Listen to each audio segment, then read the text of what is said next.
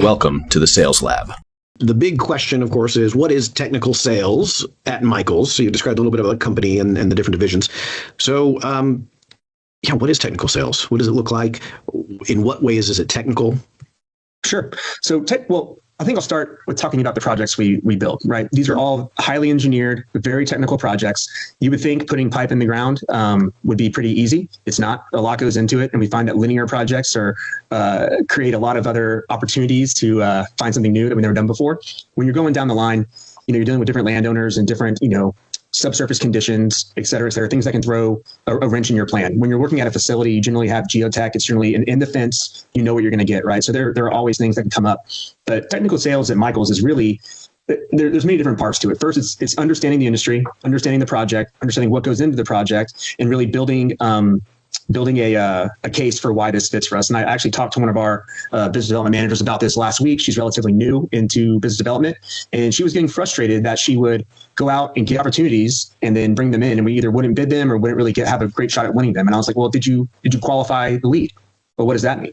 Well, there's many ways you can qualify the lead, both internally and externally. Internally qualifying the lead is understanding why the project's important, what it's going to do for us.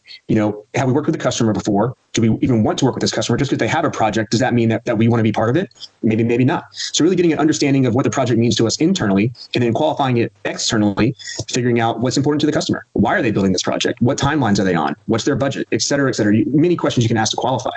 So first of all, so that's not first, but really getting a good understanding of why the project is important and what is our win strategy is kind of how we go about it. And then from there, there's an endless spider web of ways you can go in technical sales.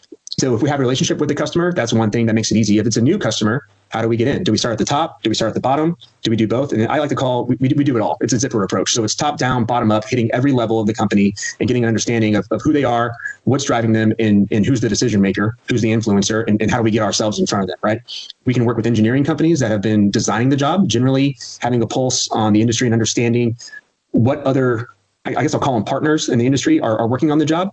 For example, if there's a pipeline that's getting built in Ohio with a company that we had previously not worked for, but my buddies at an engineering company down the street are doing the design, well, I'm probably going to reach out to them first and get an understanding of the job, where they're at on it, who the important people are, what's important to the customer, and then kind of use them as a door opener for me to get in. And then when we get the bid, we try to understand what our bid team is going to be going through, what they're going to be looking at, what's required of that, and then getting them the information. We try to bring as much information to our internal teams to bid the jobs and to look at the jobs in a way that's going to give us the best chance of winning.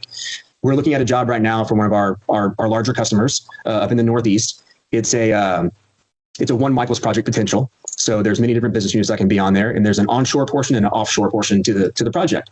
Well, in our conversations with this customer, we have found that, the price is important for them. They've already spent a lot of money on this job. It's been through permitting hell, to be quite frank, and they're finally getting the permits in place where they can build it. So the cost they've spent already, they're trying to mitigate that. And they also have a longer schedule to get this job in service. So they're looking for creative ways to keep the price down if we can build it and sequence it in a way that will still allow us to meet the schedule.